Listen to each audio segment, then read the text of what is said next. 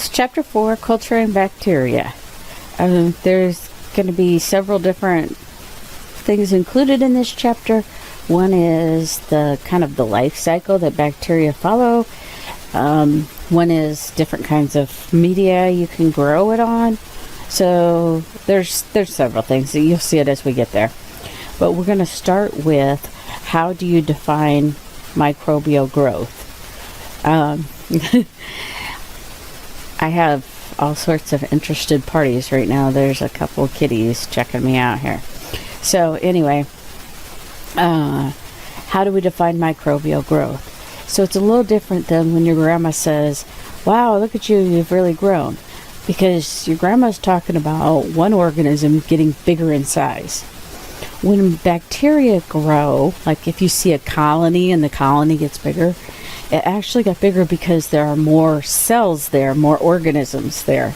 So we determine microbial growth by the number of organisms present rather than the size of the organisms present.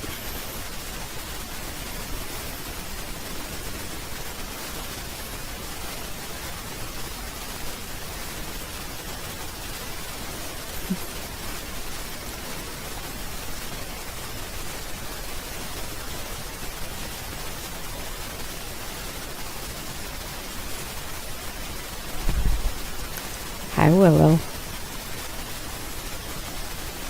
Come here. Say hi to the fans. This is Willow. This is the kitty that almost died. She was very, very sick when she was really young. So she doesn't have a whole lot of immune system. So whenever she gets sick, it's life-threatening. She's going to go play now. Bye, Willow. So she's actually doing really good right now. Okay, so bacteria, which is one type of microorganism, reproduced by a process called binary fission.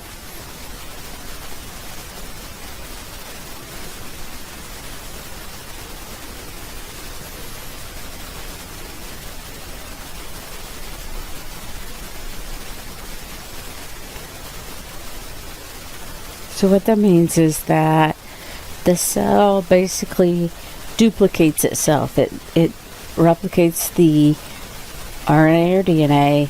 It makes the proteins it needs to build a cell wall.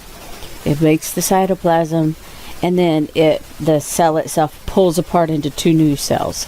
So the original cell is just one of those two new cells. That is binary fission. And that's pretty much how bacteria replicate, although there's always exceptions.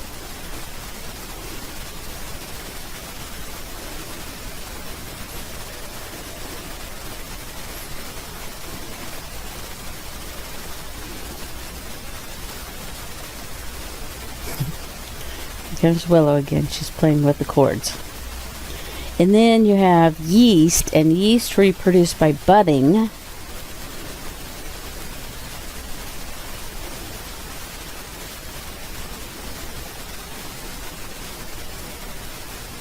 And that is different in the fact that the original cell kind of stays there as a parent cell. So the new information is pushed off into a tiny little area, and then that tiny little area breaks off and becomes the new daughter cell, I guess. Thank you for unplugging my computer. Hello. She's attacking my cord, and by doing so, she unplugged the computer.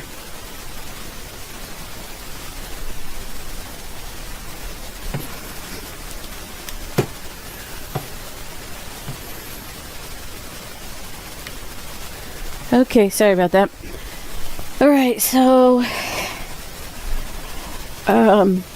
what we have here is called a bacterial growth curve. And the bacterial growth curve is something that you want to copy down. So it's the number of cells over a period of time. So on the left hand side, at the very beginning, there's no cells. And then going through to the right hand side, it shows you like where new cells produced and then when they die off. So go ahead and write this down.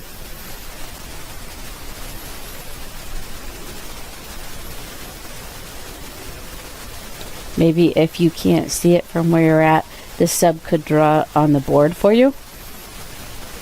Just pause the video and draw that up there.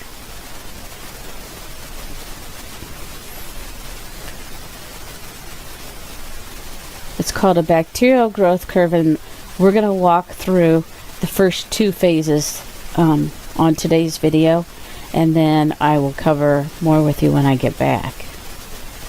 The first phase there, it says lag phase, L-A-G phase. It's kind of a preparation phase. So it's getting ready. So it's not replicating, it's not, that's why it's flat, there's no numbers changing there. It's in the process of preparing enzymes, proteins, etc. So there is metabolism going on because it's gathering energy. And then it's going to gather everything it needs together and be ready for the replication process. You might see a little bit of size difference in the cell itself because at that point it's gathered extra stuff like enzymes and proteins. So there could be some size difference in the cell, although you'd have to look at it with a pretty powerful microscope to be able to see the difference.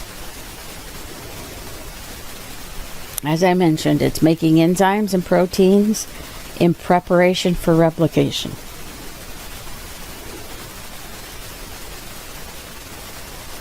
That's the lag phase. Then there's the log phase. You can see on the chart that in the log phase, you start out down here, just level for lag phase, and all of a sudden the numbers jump way up. So that's like saying, okay, I got 10 samples, I have 10 organisms, all of a sudden I have 100, no, I have 1,000, no, I have 10,000, no, I have 1,000,000.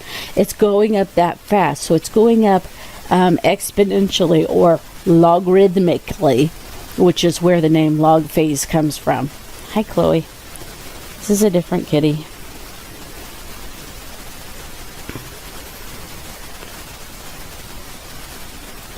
This is obviously then where you're going to see the most growth. And so we measure the generation time here. The generation time is how long does it take for your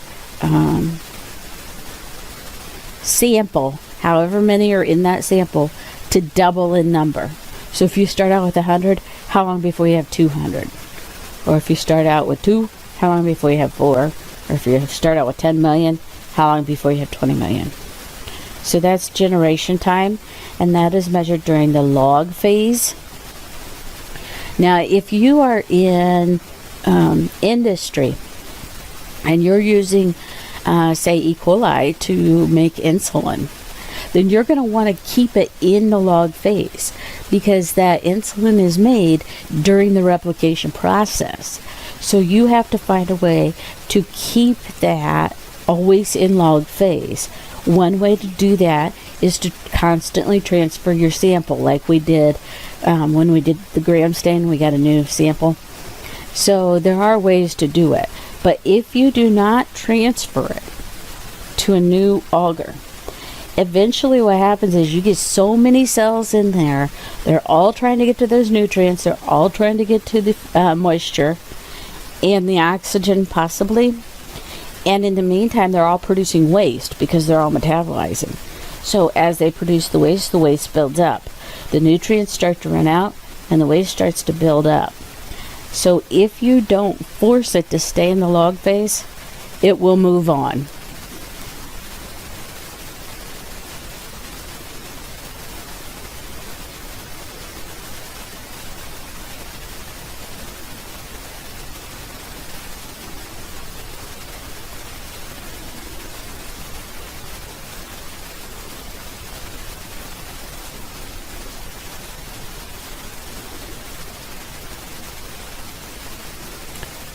So there's a couple of different ways you can force it to stay in the log phase.